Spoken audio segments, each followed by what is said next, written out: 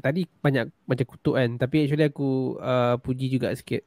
Ada kepujian lah. Kepujian dia dekat 330 banyak jugalah kau belajar teknik-teknik cara nak baca buku, kau belajar teknik-teknik apa yang kau nak perlu tahu dalam company kan. Sebab dulu kat Airbus kau dah start belajar pasal company polisi.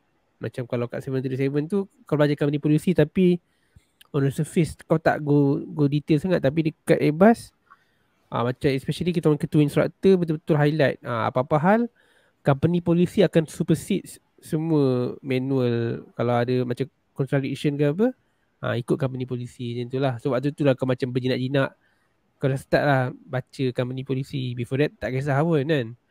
So benda tu benda mematangkan kau. Dalam masa sama teknik-teknik kita belajar pada waktu tu aku gunakan lah masa aku dekat Saudi. So kat Saudi tu aku gunakan teknik-teknik masa aku belajar dekat company lama tu. Dia punya fear tu kan, fear of studying, fear of correct dan tahu-tahu semua ni, Fear aku of correct. praktikkan lah. Fear of cari sana cari sini maklumat tu, dia punya ketakutan tu aku bawa dalam aku punya study punya habits dekat Saudi. So supaya macam memantapkan lagi training aku lah. Macam tu lah. So actually kat situ adalah kot dia punya benefit benda tu lah pada hari kemudian. Cumanya pada waktu kejadian masa aku kat Airbus tu kat 330 tu memang sengsara lah. So semua orang ada pendapat sendiri pasal cerita. Ada cerita sedih dan cerita mencabar semua.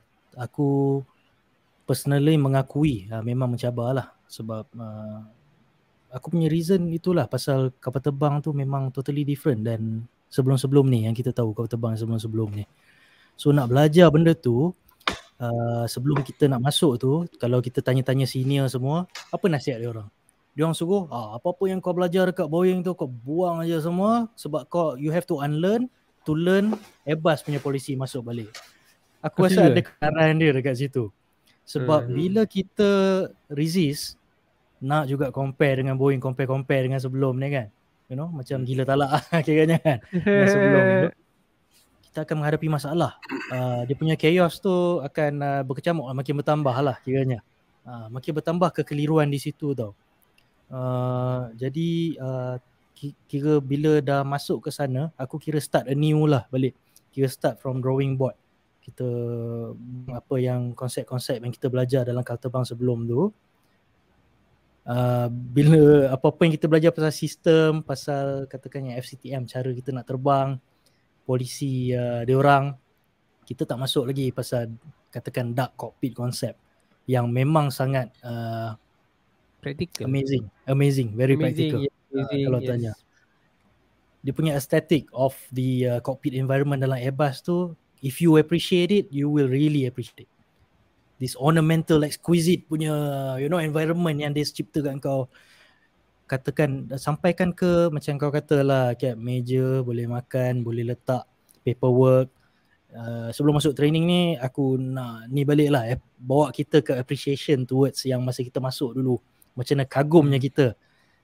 Aku buat SNY, observation flight sebelum aku betul-betul masuk SIM dan lain-lain tu.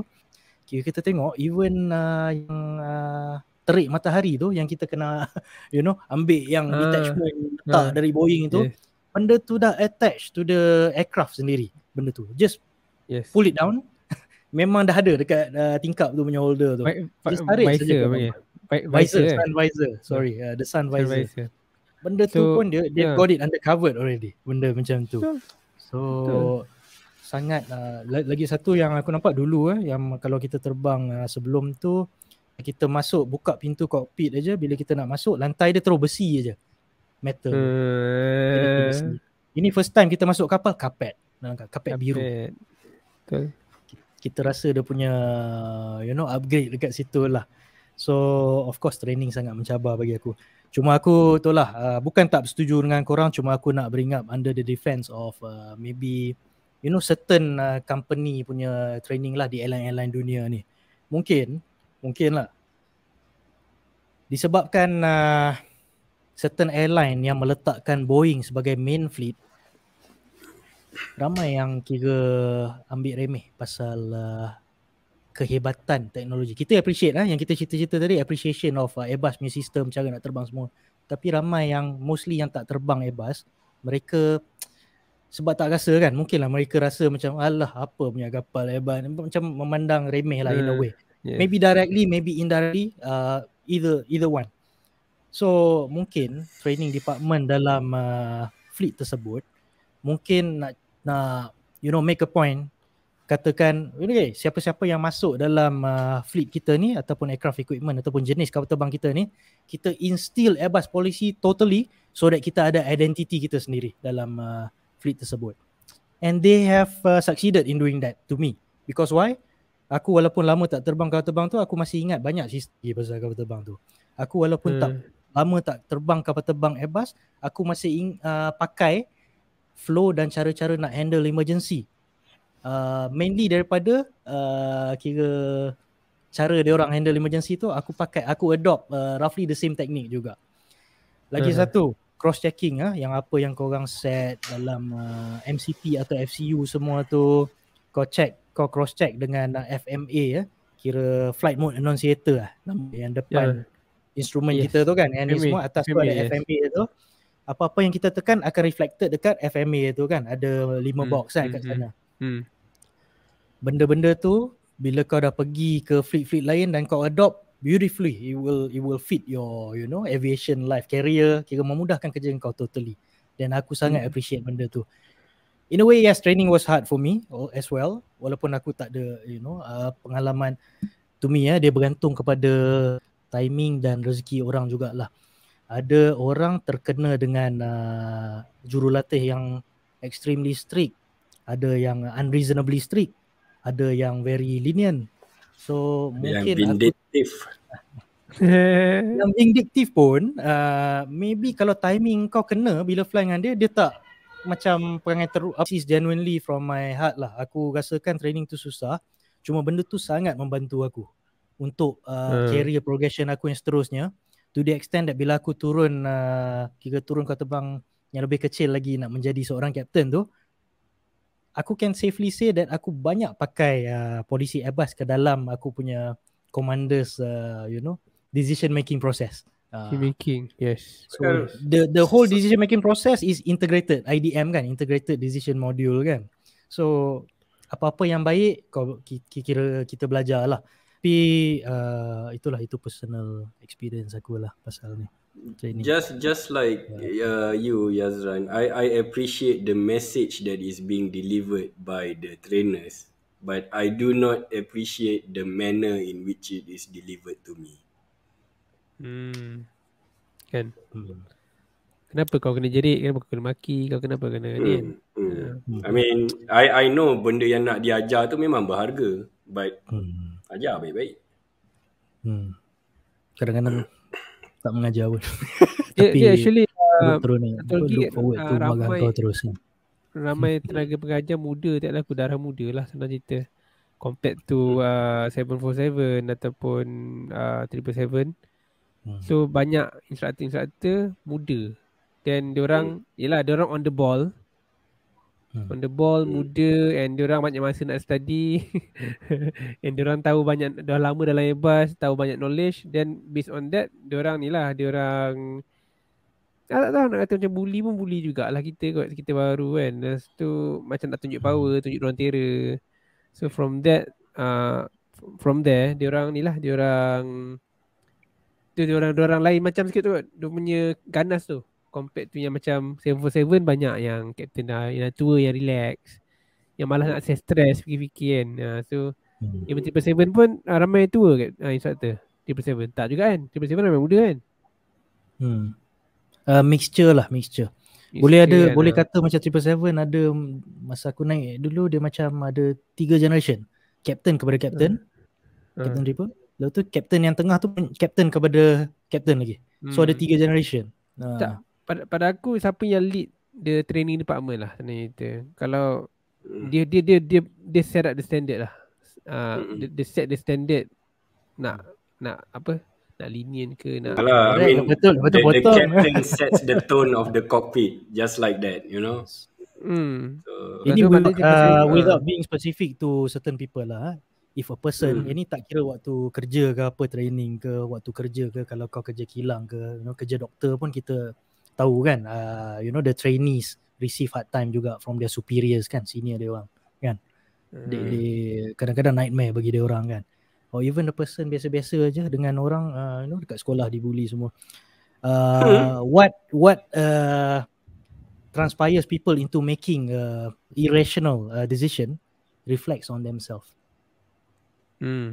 So adakah kita nak jadi macam orang yang macam kat sekolah katakan bully kita, ataupun nak jadi macam orang senior yang membuli kita? Bila kita jadi senior, itu up to us lah. Tapi aku percaya zaman sekarang dah berubah sikit lah. We have to be the bigger person lah kan. So tapi itulah kadang-kadang tu sebab ada okay lah, selain kita kepada yang menonton kan, what goes around comes around lah. Pernah terjadi kapten buat taik dengan first officer kan, dia bully, dia pelekehkan. Allah is great. One day kapten tu ada berlaku satu insiden menyebabkan dia diturunkan pangkat dari kapten ke first officer, and yang first officer yang dia pelekehkan tu jadi kapten, dan satu hari ditakdirkan orang fly bersama, yang kapten tu jadi pula co-pilot ataupun first officer kepada orang yang dipelekehkan tu. So Allah is great. So janganlah kita ni buat orang lah. Kita jangan pelekehkan orang. Dia tak tahu one day nanti kan kot dia jadi bos kita. Kita kena kerja bawah dia. Aku nak ada tambah lagi satu cerita. What goes around comes around ni ada juga. Aku kenal macam yang kau cerita tu, kapten yang dulu dia buat dia melayan dia punya co-pilot dengan tak bagus, dia put him down lah kan. And then eventually yang kapten ni dia dah senior. Lepas tu dia kahwin lambat. Lepas tu dia ada anak 2 orang, and then anak dia nak kena pergi sekolah nak kena hantar kat sekolah mahal lah, sekolah private. Lepas tu eventually kan kita kesudahannya flight tak banyak, lepas tu gaji pun dah kurang. Lepas tu dia pun nak cari peluang pekerjaan, dia pergilah ke tempat lain, pergi Timur Tengah nak recruitment. Rupanya yang dekat badan pemilihan untuk airline yang dia nak pergi tu, itulah dia punya co-pilot dulu yang dia put down. Dia bully dia dah on that board. Dia personally tak silap aku tak ada dalam pemilihan tu, tapi dia just cakap aku tak nak Mamat ni masuk. Mamat tu tak dapat. And that is the definition of what goes around comes around lah. Kan. Sebab nak katakan nak katakan tak elok berdendam, kita senang nak cakap kan, tapi kita tak tahu kalau kita diletakkan di posisi yang sama, kalau kita memang benci gila kapten tu kan, sebab dia pernah treat kita teruk sangat kan, sampai kita tak nak lupa benda tu, then too bad lah. Berdendam kata-kata yang kata be a bigger person, jangan berdendam semua, is easier said than. Orang yang mengalami dia tu macam mana nak recover daripada bad feeling semua tu. It takes a mountain insurmountable effort untuk dia rise up kembali ke feet on his feet. So dia yang cakap tadi yang pasal yang kapten tu pelekehkan co-pilot dia, lepas tu end up co-pilot dia jadi kapten kepada dia turun pangkat tu kan. Masa dia sebab kapten tu bawa kapten yang poyo ni, dia bawa narrow body je. Lepas pada waktu tu first officer tu nak pergi wide body, dia kata dekat first officer tu you will never make it in wide body kan tu. Kuanca. Lepas tu ditadikan lah, dia naik wide body, turun jadi captain balik. As captain yang tadi tu demoted. Lepas tu jadi co-pilot kepada co-pilot dia. Dia jadi first officer kepada co-pilot dia sebelum ni. Co-pilot kepada co-pilot dia. So, memang kata nak kata pada muka tu boleh ke? Kalau aku ambil selfie. How can you say that kan? How can you say that to kau punya co-pilot kan? Orang patut bagi semangat kan? Macam tak tahu lah. Pelik aku lah macam. Tapi tak apa. Pasal apa best dalam Airbus lah. Airbus ada ECAM. ECAM tu apa? Maksud dia? Electronic Centralized Aircraft Monitor. Aircraft monitor. Oh. Centralized Aircraft Monitor. Okay. Centralized Aircraft Monitor. Jadi kita ada ECAM. ECAM ni best ni compared to 737 400 sebab ini emergency. Kita boleh katakan read and do lah kan. Cabaran dia nak cari kat mana butang lah. Tapi selanjutnya ada engine fire atau engine failure ke apa, kita keluar dekat komputer depan, dekat skrin depan kita tu, dia tunjuk kena buat apa. Kita ikut je lah arahan je. Tak payah buka buku. Tak payah buku. Kalau dekat 737 dulu, kena buka buku, kena tengok checklist dia, kena carilah kan. Kadang buku tu dah lah kau kena cari kat mana. Macam sekarang ada iPad, ada tablet, senang lah kau nak search. Dulu kau kena tahu exactly kat mana tempat aku tu. setuju.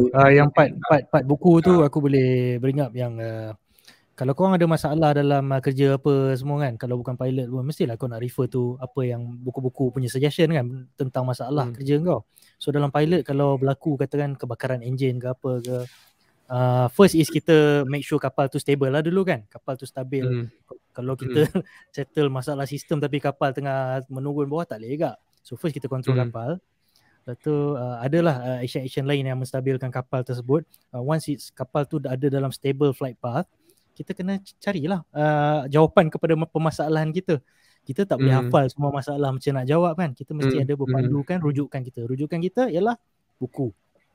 Buku dalam 737 ialah buku yang setebal 300 hingga 400 muka surat lah lebih kurang. Nama so buku tu buku rujukan pantas. Tapi masalahnya still lambat juga. Nama buku tersebut macam Prof cakap, buku rujukan pantas. Dalam bahasa Inggeris, Quick Reference Handbook. Tapi cepat ke kita nak buka 400 muka surat, 300 ni kan nak buka. First kita kena buka chapter dia berdasarkan sistem. Kalau tengah dalam keadaan kelang kabut tu, sistem pun kita tersalah masa buka. Jadi kita akan mengambil masa lebih 30 saat lah mungkin kadang-kadang nak buka kepada, ini baru page. Dan ada satu lagi risiko dia, threat dia. Adakah itu masalah yang betul? Kadang-kadang kita boleh mistaken engine tu severe damage ataupun tidak. Kadang-kadang kita boleh mistaken antara flame out dan mungkin surge. Engine surging kan. So engine stall.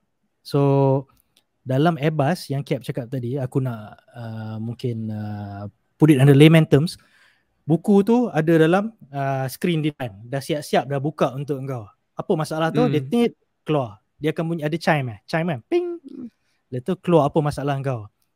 Cabin punya sistem automatic system is faulty. Dia tulis. Lepas tu dia dah tulis tajuk tu, lepas tu dia tunjuk apa aksi yang kau kena buat tu. And then kau buat satu persatu. Bila kau dah kebanyakan benda yang action dia suggest tu, yang checklist tu, kalau dekat buku kita ni kan, berpandukan tangan kan, kalau dah buat action tu kita pergi ke bawah second, lepas tu third, lepas tu fourth. Dalam yang sistem yang namanya ECAM tu, dia selalunya dia akan detect apa yang kau dah tekan dah tu. Okay, benda ni dah done, next action. Dia akan blank kan, bukan blank kan lah. Dia akan shade kan benda yang dah buat tu. Grey kan. Lepas tu on to the next action, on to the next. So benda ni balik kepada yang filosofi yang Prof tadi awal-awal cakap tu. Sebagai manager, benda ni sangat membantu kita mengurangkan multitasking kita. Sorry. Even macam aku ingat kat 737 kalau engine fire, it was a memory item. Kau kena ingat step kau kena buat apa kalau engine fire. Kalau salah satu engine terbakar, kau kena hafal apa step dia. Tapi kalau Airbus, kalau engine kau terbakar akan keluar juga. Kena buat baca apa je kan apa depan skrin tu kan. Kau tak payah nak pening kepala nak hafal tau. Semua benda kat depan mata tau. Which is actually bagus juga. Sebab yelah bila kau dalam stres, kadang-kadang benda kau hafal bukan kau lupa kan. So it's better dia terus benda tu memudahkan kau kan. Lagi satu aku rasa benda yang bagus dalam item tu, kita ada risiko untuk salah tekan butang juga. Walaupun dia dah cakap kat depan skrin kita kan, katakan butang hidrolik, katakan 1 ke 2 ke kan, kita mungkin tersalah. Ada banyak butang-butang kecil atas. Bila kita salah tekan, dia tak detect dekat yang ECAM depan tu, item tu dia tak tick kan gitu. So maknanya something wrong lah. Kita tengok balik, okay, rupanya kita salah tekan sebab tu dia tak detect. Benda tu sangat membantu. Salah tekan. Ada nak tambah Prof pasal ECAM? Since kau memang begitu current actively flying airbus. Untuk orang yang tahu waktu kita punya episod lama ada cerita pasal flight engineer, maknanya engineer ni dia dah masuk dalam komputer tu lah. So dia dah tak diperlukan lagi. Jadi maknanya manusia yang tolong rujuk buku, yang tolong baca checklist, yang boleh tengok butang apa nak tekan, itu dia flight engineer, boom, masuk dalam komputer. So dah tak payah bayar gaji dia lagi. Itulah ECAM. Apa lagi yang aku boleh cakap pasal ECAM untuk Airbus masih ada lagi buku rujukan pantas tu, tapi daripada tebal macam 737 punya, dia pendek aje. Dan sekarang ni kalau you dah ada ECAM, you nak guna apa yang untuk you rujuk? Yang utamanya adalah asap. Sebab bila ada asap, kau tak nampak skrin kat ECAM tu, jadi kau macam buta sikit lah. Jadi adalah buku rujukan pantas tu, ada checklist asap tu, dia tulis besar-besar. Ni kalau tak nampak ni memang tak boleh jadi pilot ni, buta.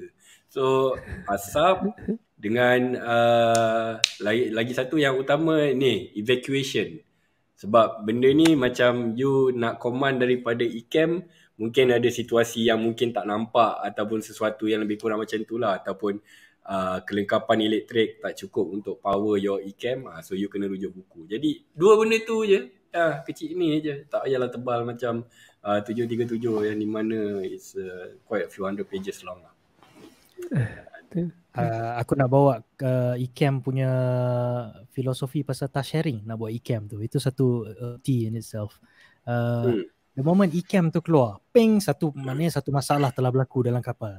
Sistem apa? Dia akan beritahu sistem apa. Apa yang kena-mengena, apa yang problem dalam sistem tu, dia beritahu.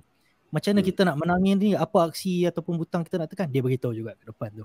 Tapi yang bagusnya pasal tu, sebagai Airbus pilot, kita dah tahu siapa yang akan baca benda tu, the moment ECAM keluar, kita dah tahu dah siapa yang akan baca, siapa yang tekan, dan siapa yang kontrol kapal, dan siapa akan kontrol radio. Airbus dah laid out everything dalam tu. Tugasan tu dah diberi.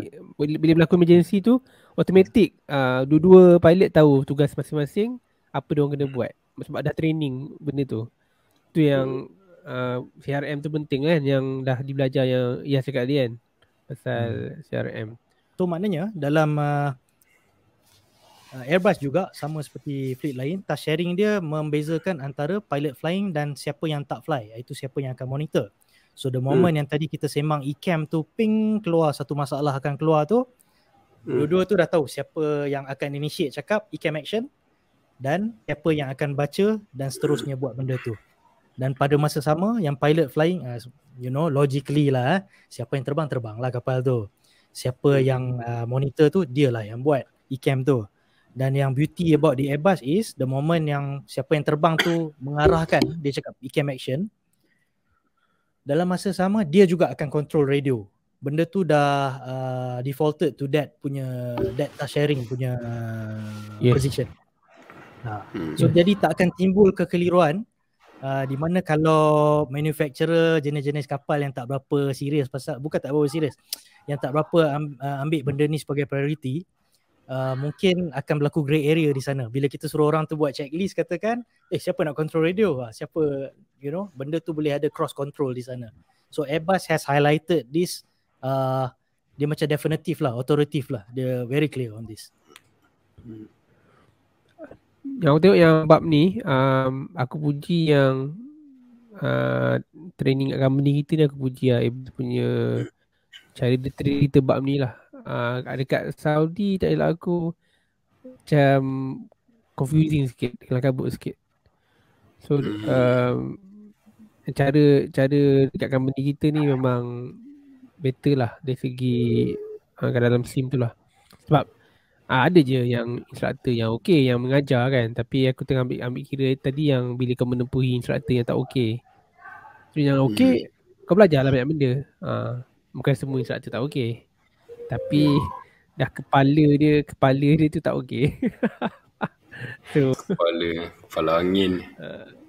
Kepala angin. Orang makan angin lah, dia kepala angin. Banyak sangat makan angin.